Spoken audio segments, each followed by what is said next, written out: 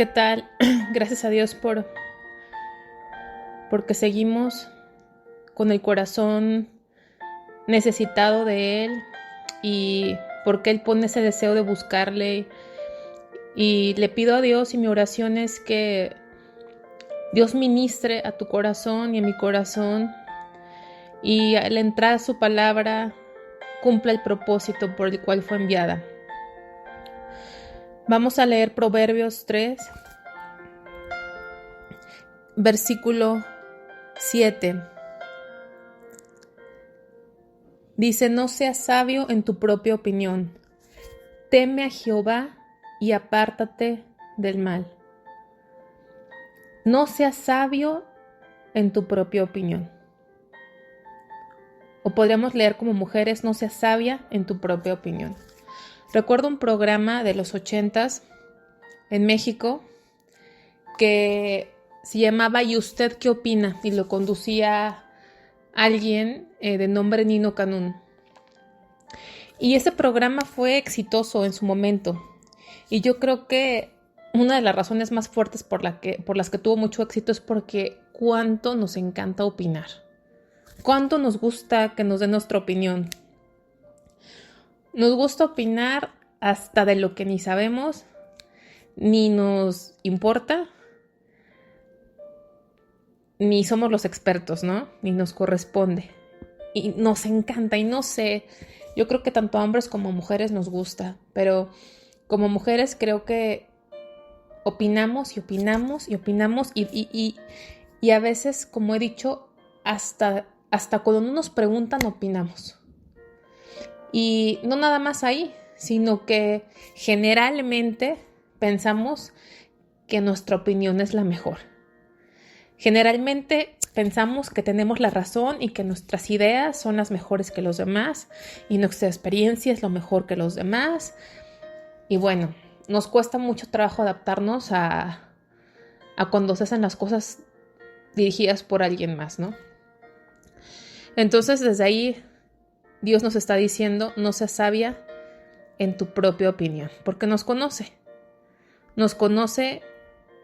cómo somos y está tratando con nosotras. No seas sabia en tu propia opinión. Y quiero complementarlo para entender más hasta dónde va esto con Proverbios capítulo 20, ahí más adelantito, Proverbios capítulo 26,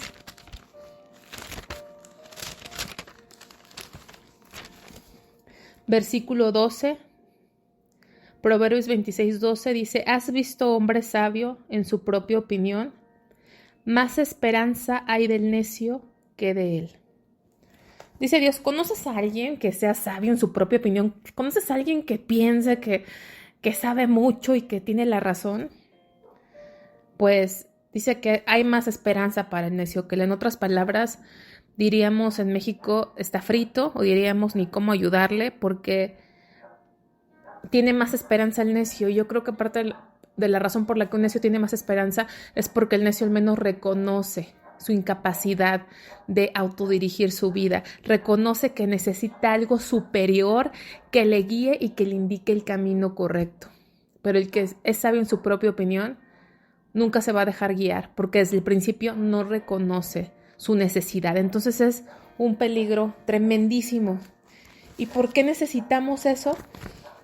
¿Por qué necesitamos no ser sabios en nuestra propia opinión? Dice Proverbios, capítulo 14,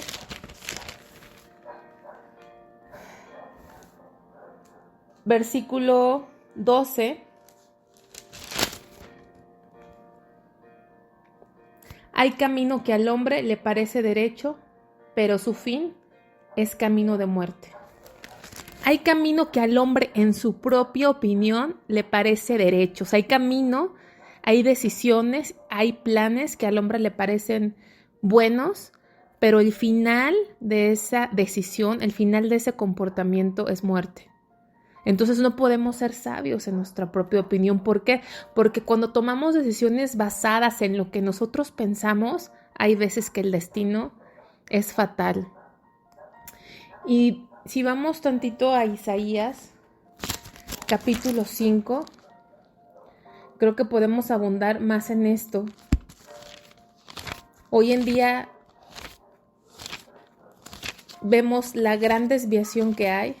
Cada día más nos desviamos del plan original de Dios, del diseño original de Dios. Y dice en Isaías capítulo 5, versículo 20 y 21.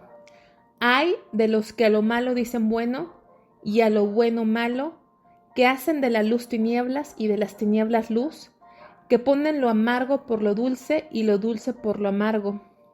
Y luego ahí, enseguida el versículo 21 dice, ay de los sabios en sus propios ojos y de los que son prudentes delante de sí mismos. ¿Cómo se parece a lo que estamos leyendo en Proverbios?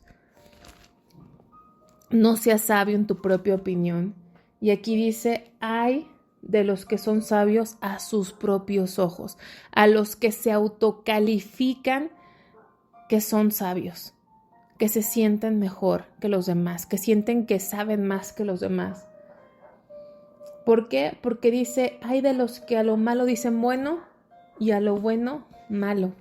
A las luz tinieblas y a las tinieblas llaman luz. Y hoy vivimos en un mundo en donde es exactamente eso.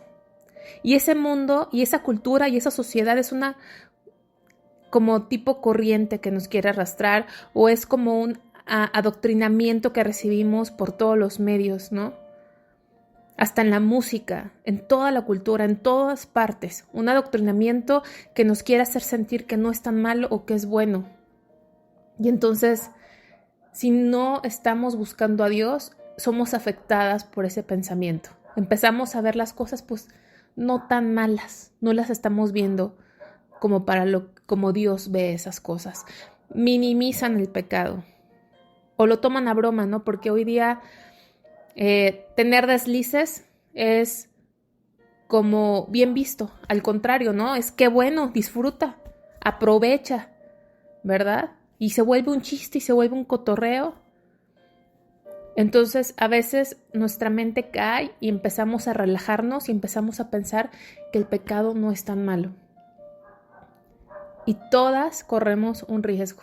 Todas sin excepción. Empezamos a ver las normas de Dios como muy rígidas y muy exageradas. Entonces tenemos que venir a Dios y decirle, Señor, yo no me quiero apoyar en mi propia opinión. ¿Qué opinas tú? Y va aquí muy seguido una cosa de otra. Dice, no se sabe en tu propia opinión. Teme a Jehová y apártate del mal. Teme a Jehová. Teme a Jehová. No estés pensando en que tú estés bien. No estés pensando y sintiéndote cómodo cómo vives. Teme a Jehová. Y la acción seguida a temer a Jehová, la consecuencia o la evidencia que existe este temor a Jehová es que nos vamos a apartar del mal. Y apártate del mal. Sal de ahí. Huye de las pasiones juveniles. ¿Qué es mal? Pues el mal se presenta de demasiadas formas. ¿De qué me tengo que apartar? ¿Qué es mal? Yo creo que es demasiado amplio, ¿no? La maldad, no terminaríamos de enlistar toda clase de mal. Hay hasta inventores de males, pero vamos a ver unos versículos que nos pueden dar una guía muy básica, muy básica, pero muy fundamental. Y como es la palabra de Dios, parece sencilla, pero es extensa y es profunda. Si vamos ahí al libro de Marcos, capítulo 7, ahí en el Nuevo Testamento, Marcos es el segundo libro del del Nuevo Testamento, Marcos capítulo 7, versículos 21 al 23. Marcos 7, versículos del 21 al 23. Dice, porque dentro del corazón de los hombres salen los malos pensamientos. Salen los malos pensamientos. Apártate del mal. Tenemos que apartarnos de los malos pensamientos. Y los malos pensamientos los vamos a tener siempre y los tenemos a diario. Piensa cuántos malos pensamientos tuviste anoche o en lo que va de este día.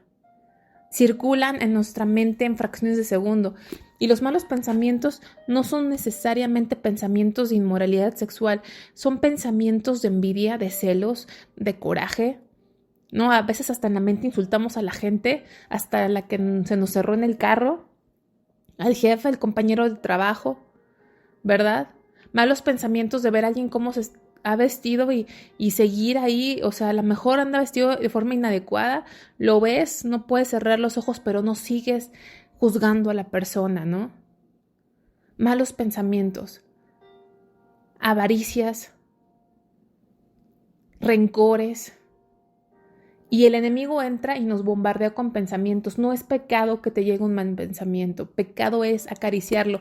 Y a veces no sabemos y no hemos aprendido a ahuyentar de nuestra mente esos pensamientos. Les hemos dado cabida, ya es tanto que es parte de nuestra mente y lo vemos normal. No, tenemos que empezar en el nombre de Jesús y con el poder del Espíritu Santo a ahuyentar esos malos pensamientos, a disciplinarnos y a estar pensando en Dios y a decirle, Señor, ayúdame, este pensamiento no te glorifica, no es puro y no me ayuda, Señor.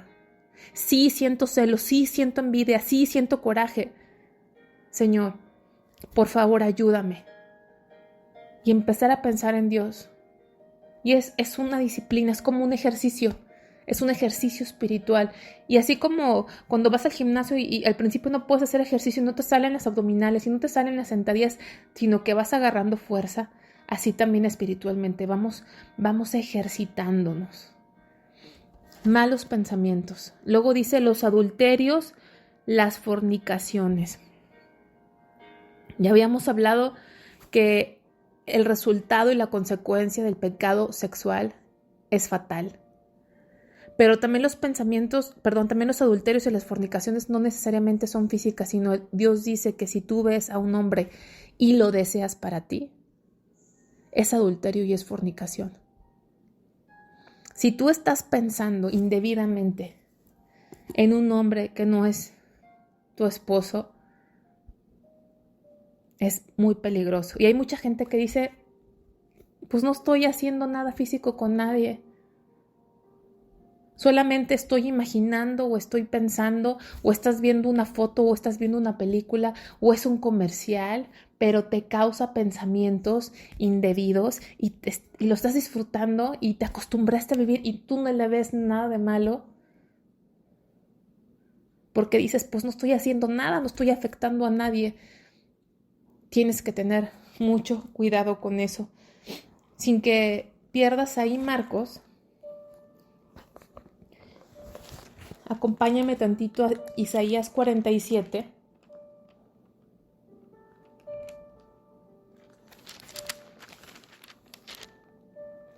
Isaías 47, versículo 10.